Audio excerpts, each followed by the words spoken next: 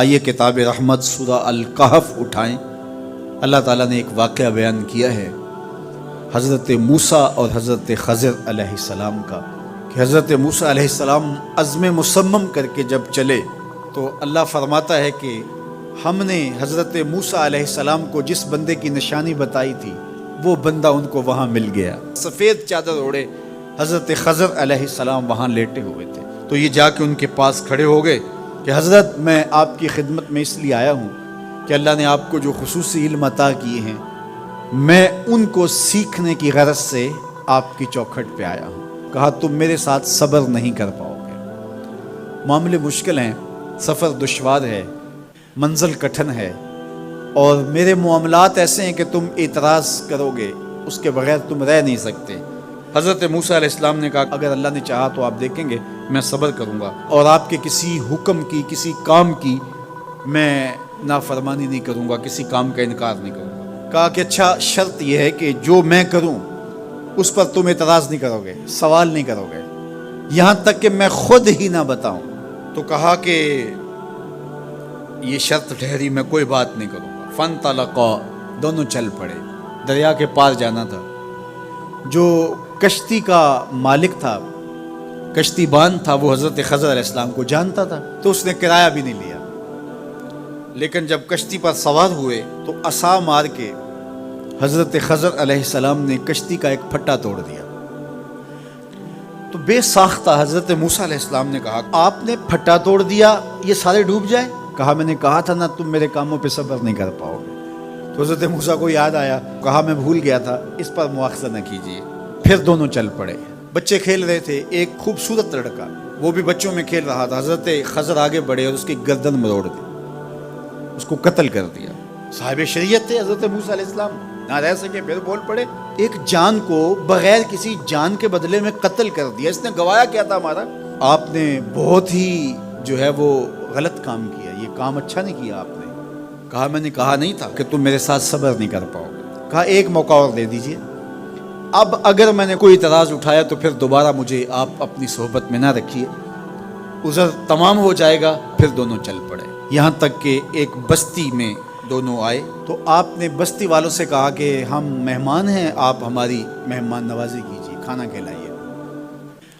تو انہوں نے انکار کر دیا، کہا کہ ہم تو آپ کو بلایا نہیں ہے، آپ خود آئے ہیں، آپ اپنے کھانے کا خود انتظام کیجیے۔ گزر رہے تھے گلی سے تو ایک دیوار گرنا چاہ رہی تھی، تو جلدی سے اس دیوار کو مرمت کر دیا۔ کہا حضرت ہم اگر چاہتے تو اس پہ اجر لے سکتے تھے، انہوں نے ہمیں کھانا تک نہیں دیا اور ہم ان کی دیواریں سیدھی کر رہے ہیں۔ کہا اب تمہاری میری جدائی ہو گئی، تم نے یہ بھی اعتراض کر دیا۔ تو انہیں یاد آیا کہ وہ یہ بھی اعتراض ہو گیا، اب میں تمہیں بتاتا ہوں کہ یہ 3 کام میں نے کیوں کیے۔ اللہ اکبر۔ اب سنیے، قرآن ہمیں بتاتا ہے کہ ظاہری علم بھی ہوتا ہے لیکن کوئی باطنی علم بھی ہوتا ہے۔ کہا وہ پہلی بات کشتی والی سنو، یہ 2 مسکین بچوں کی کشتی تھی، ان کے گھر کا چولہا اس کی کمائی سے جلتا تھا۔ دریا کنارے کنارے ایک ظالم بادشاہ رہا تھا جو لوگوں کی کشتیاں چھین رہا تھا، ہم نے تھوڑا سا عیب لگا دیا، وہ ٹوٹی کشتی چھوڑ کے چلا گیا۔ اب وہ تھوڑے سے پیسے لگا کے کشتی مرمت کرا لیں گے، گھر کا چولہا جلتا رہے گا، بتاؤ اچھا کیا یا برا کیا؟ کہا رہی بات اس بچے کی جس کو ہم نے قتل کیا، اس کے ماں باپ مومن تھے، نیک تھے، صالح تھے، بچے نے بڑا ہو کے بہت برا ہونا تھا، ہم نے اس کو قتل کر دیا، اللہ اس کے بدلے ان کو بہتر اولاد دے گا۔ علماء تفسیر نے لکھا ہے اس بچے کے بدلے میں اللہ نے ان والدین کو ایک بیٹی عطا کی جس کی نسل سے 70 نبی پیدا ہوئے۔ دیوار کی کہانی بھی سن لیجئے، یہ شہر کے 2 یتیم بچوں کی دیوار تھی اور اس کے نیچے ان کا خزانہ تھا اور ان کا باپ بڑا نیک تھا۔ خزانہ دیوار کے نیچے ہے، دیوار گرنا چاہ رہی ہے، کسی معمولی دھکے سے گر جاتی۔ 2 ہی صورتیں تھیں، یا وہ بچے خود اپنا خزانہ اٹھا لیتے یا لوگ اٹھا کے لے جاتے۔ لوگ اٹھا کے لے جاتے پھر بھی ہاتھ میں کچھ نہ آیا، اور اگر وہ خود اٹھا لیتے تو بچے ہیں، بچپنے کی وجہ سے وہ اس کو اڑا دیتے۔ تو ہم نے اس کے اوپر دیوار کھڑی کر دی، جب تک وہ اس قابل نہیں ہو جاتے کہ یہ خزانہ نکال کے اس کو صحیح مصرف پہ لگا سکیں، اتنی دیر تک دیوار گرے گی نہیں۔ اللہ اکبر۔ وہ کسی وجہ سے دیوار قائم رہے گی، اور جب وہ اس عمر کو پہنچ جائیں گے جس عمر میں وہ اس خزانے کو سنبھال سکیں گے تو پھر دیوار خود بخود گر جائے گی اور یہ خزانہ نکال کر کے اپنے کام پہ لے آئیں گے۔ میں جب پہلی مرتبہ اس کو جو ہے وہ غور کے ساتھ تلاوت کیا تو مجھے یہ لگا کہ اس کا انطباق پاکستان کے حالات پہ بھی ہو سکتا ہے، اس لیے کہ یہ بھی یتیموں کا سرمایہ ہے۔ کتنے یتیم روتے بلکتے رہ گئے اور ان کے سر سے جو ہے وہ سائے اٹھ گئے اس وطن کے لیے، لیکن میرے مالک نے اس ملک کے خزانوں پر گہرے پہاڑ اور بڑی بڑی دیواریں کھڑی کر دی ہیں۔ جب تک یہ قوم بلوغت تک نہیں پہنچے گی اتنی دیر تک وہ خزانے ظاہر نہیں ہوں گے، اور جب یہ قوم اپنی بلوغت تک پہنچے گی، شعوری بلوغت، فکری بلوغت، علمی بلوغت، اور رب سے جو وعدہ کیا تھا پاکستان کا مطلب کیا، لا الہ الا اللہ، جب اس بلوغت تک یہ پہنچ جائے گی، اس وعدے کی تکمیل ہوگی، پھر رب دیوار ہٹا دے گا اور پاکستان کو اللہ اتنے خزانے دے گا اور پاکستان ایسا مالا مال ہوگا دنیا دیکھنے آئے گی انشاءاللہ۔